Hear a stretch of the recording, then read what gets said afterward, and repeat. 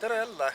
Reisi kolmas päev ja oleme Hiina müüri peal. Hiina sümbol, Hiina müür ja erinevatel aegadel ümber ehitatud, rekonstrueeritud. Esimene redaktsioon on väga vana. Esimesena keiser Qin kuskil 200 aastat enne Kristust ehitas esimese müüri, aga see ei sarnane sellega, mida te täna näete. See oli pigem selline muldvall ja selline nagu praeguselt ta olemas on, see on mingi dünastia ajas kuskil, ütleme 15. sajand.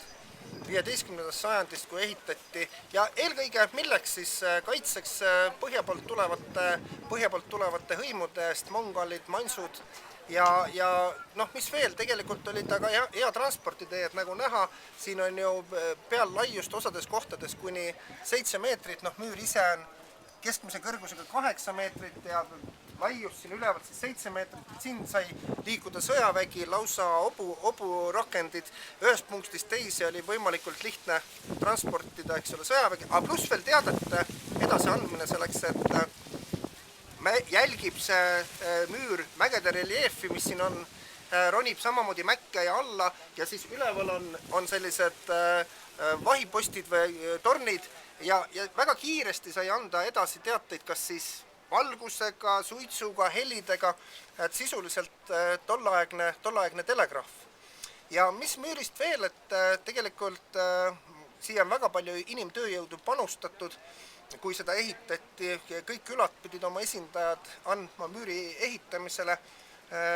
Teada oli, et see on ränk töö ja väga paljud inimesed siia ka surid. Väidetavalt üks väide on, et iga jooksva meetri kohta on üks inimene surnud. Võite siis arvata, millised ohvrid.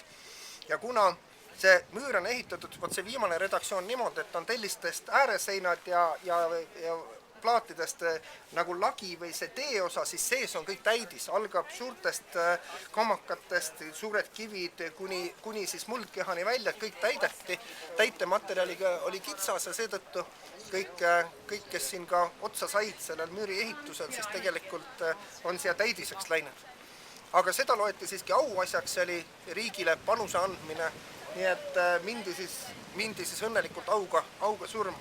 Tänaseks päevaks see müür enam täies pikkuses ei ole säilinud. Turistide jaoks on juurdepääs üksikutes kohtades, suurusjärgus circa 100 kilomeetrit on taastatud ja kus siis saab ka peal käia. Ilmselt tähendaks see tohutud investeeringut, kui keegi prooviks seda täies pikkusest taastada, aga pole ka vajadust. Elu on muutunud, vajadused on muutunud, enam ei oodata kellegi rünnakuid kuskil põhja poolt, vaid keskendutakse muudele asjadele ja täna tegemist siis puhtalt turismiobjektiga. Mis veel on väide see, et see 1000 kilomeetrit pikk Hiina müür, et väidetavalt pidi olla nähtav kuult, aga see ongi ainult väide. Et nii pikk, et pidi olema kuult nähtav. Teada on selline juhus, et esimene Hiina kosmonaut, kui kosmoses käis, siis ta oli hoolikalt uurinud, et kas näeb ja kui tagasi tuli küsiti, et kas nägid, siis ta oli teatanud, et tema küll midagi ei näinud, aga see vaikiti kiiresti maha, et see ei olnud väga populaarne teade. Aga tänasel päeval on turiste tohutult, et me tulime siia rahulikumale poolele selleks, et teine pool on täis rahvast, seal on lausa tunglemine. Hiinlased ise leiavad, et ikkagi elu jooksul vähemalt korra peaks saama käia Hiina müüri peal, et see on ka nagu selline eesmärk elus.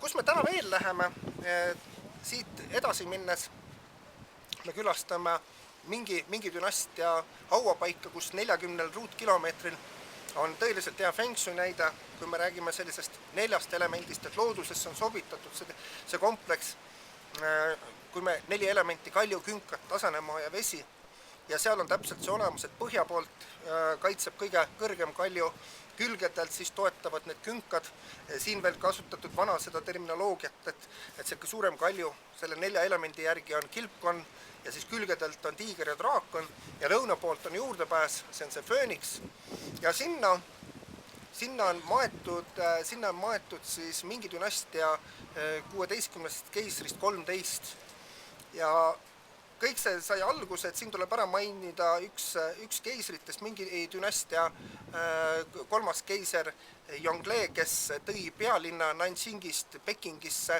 hakkas ehitama keelatud linna taastama, Hiina müüri ja siis tema rajas ka just selle Mingi dünastia matmispaiga. Seal on arvestatud just need ilmakaared, nagu mainisin, sümmeetriat, korrapära, kõik need 4 elementi, yin-yang. Nii et see Femso on jätkuvalt ikkagi olnud au sees ja seda on arvestatud kogu aeg.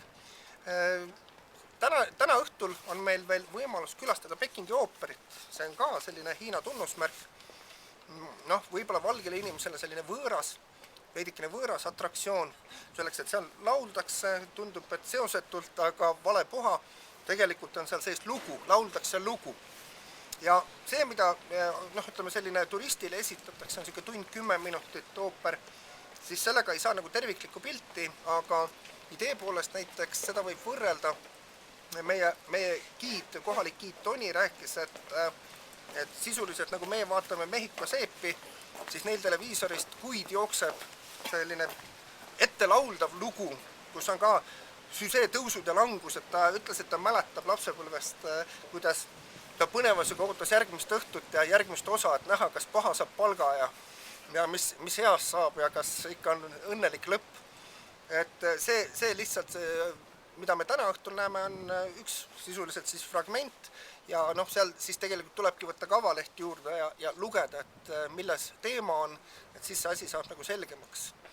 Sellega meie tänase päeva programm lõpeb ja homme juba uued tegemised asjad, aga näeme jälle.